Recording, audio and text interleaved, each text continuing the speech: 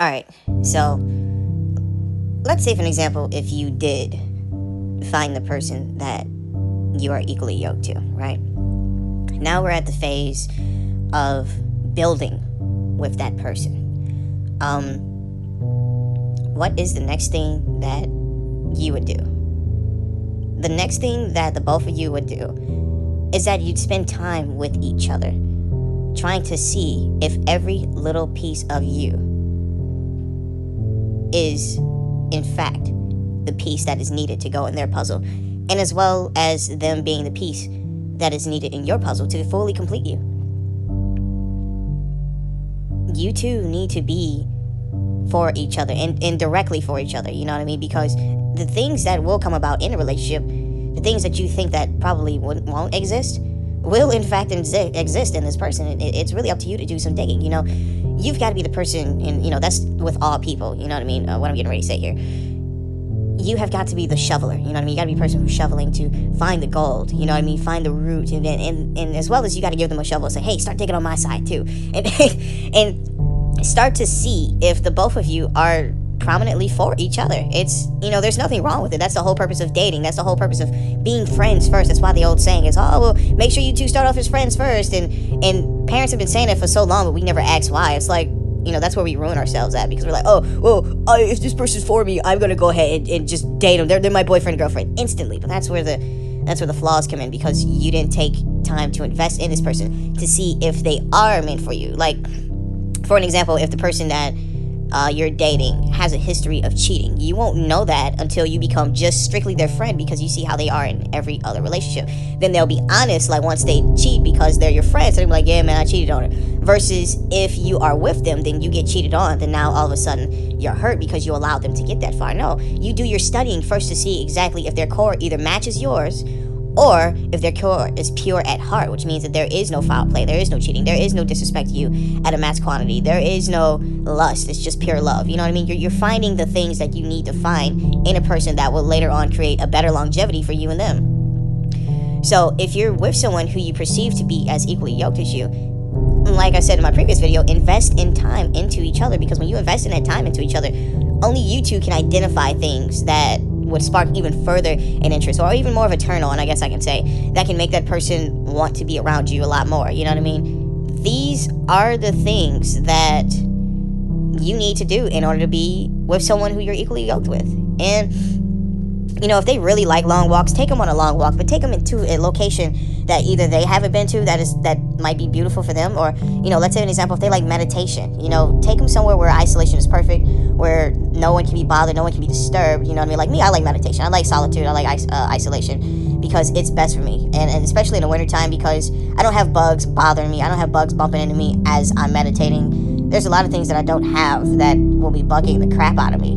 So one of the things that I know for a fact that I would love is to go somewhere and meditate. But naturally, you'd want to meditate alone. But if this person's like, I want to meditate with you, and is the first person to actually sit in silence right next to you, the first person that you can actually trust right next to you while your eyes are closed in deep meditation without any additional shuffling, no cell phones buzzing, no nothing. This person is who you need. Or experiencing new foundations, like you want to go travel and this person is there with you. If you're friends often travel with each other, but even more so, friends gravitate towards each other because they have a lot of common interests. You know what I mean? They like doing things that are awesome. That's what makes an awesome team. And especially business-wise, here's the last part on this part.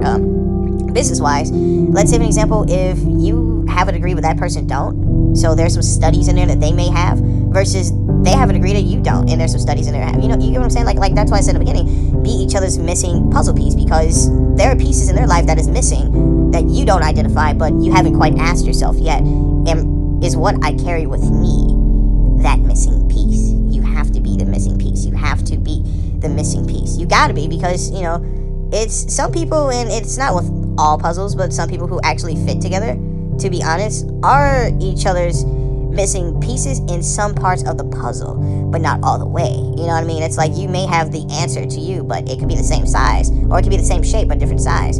It just hasn't expanded in them yet. You know what I mean? But it's not the same with the entire puzzle, because you took puzzle pieces of a mountain, and then you took puzzle pieces of a school, and they didn't mass together in the right way. You know what I'm saying? The whole puzzle is like a school. The whole puzzle is a mountain. Nowhere in that photo of a mountain shows a school, and nowhere in that photo with the school shows a mountain. So, you know what I mean?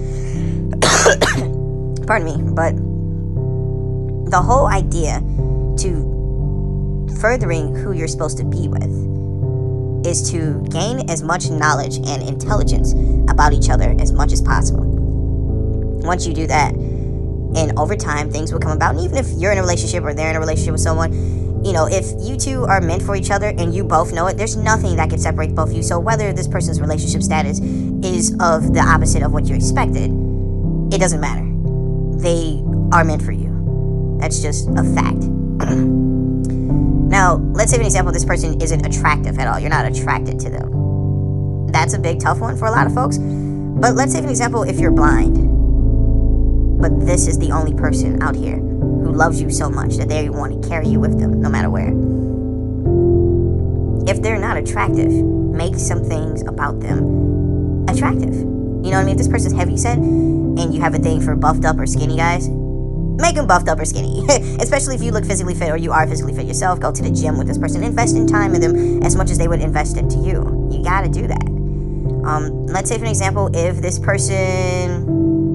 what can I say here? Let's say for an example, if you're not attractive to them, but they see the signs and where you're supposed to be at in life. You know what I mean? They know for a fact that maybe there's something I can do to make this person more attractive. If you are my equal half, I should have the key to the door that needs to be unlocked, that can flow so much of what's needed from inside of that door into my life. And as well as the opposite way around, you having the key to my door and me opening up the door and allowing things to flow into your life. That's what you two are. You are the missing piece of that of which that is needed. So do yourself the favor and invest in each other, because the very second that you do, nothing, and I literally mean nothing, will ever separate you, because that will literally be the only person you would think about. No one else matters, because you're not going to waste your time with other people. When you have your better half with you, when you have someone who is meant for you, specifically and designed for you. But we let small things like attractions get in the way, and honestly, we shouldn't. We shouldn't allow those things to hinder what is destined. And if you miss out on that destined, possibility, or that person who's destined for you, you miss out on probably greater opportunities that you have comprised in your mind of the things that attract you the most. But let those features, that this person has, that you like, be the attraction. You get what I'm saying? Like if you like the same things that this person likes, the more that you sit around each other, the more attractive that they become, because you two have the same ideology. And so long as that ideology remains the same, then the attraction will never lose, because you both like the same things. It won't go away. So be that person who's supposed to be there for your equal half. You two are partners, and more than likely will be partners for forever. So I suggest you help your partner out. It's like if you see a cop in a bad situation and his partner's not getting out the car to help him out, and he's struggling real bad, and dude's getting ready to jump on him and whatnot, and your partner's sitting in the car like, but I'm not attracted to him. Like, that would, that will end the partnership and would possibly get the other person killed, because when your assistance was needed the most in life, what could have extended their life, you didn't choose to help them out. So, like I said, do yourself the favor. If you're that missing puzzle piece, and you could possibly be such, I suggest you go help that person, because you know damn well they would go help you. So don't be selfish by looks or attraction. Just go for what the heart really identifies, which is your equal half. And then maybe when you two work out of each other, what you wish to see or what you want to attract you will automatically attract you. Because your attractions could change when you identify the things that you really like, So, shoot for the stars. And don't miss out on a once-in-a-lifetime opportunity. Not everybody experiences this. Love.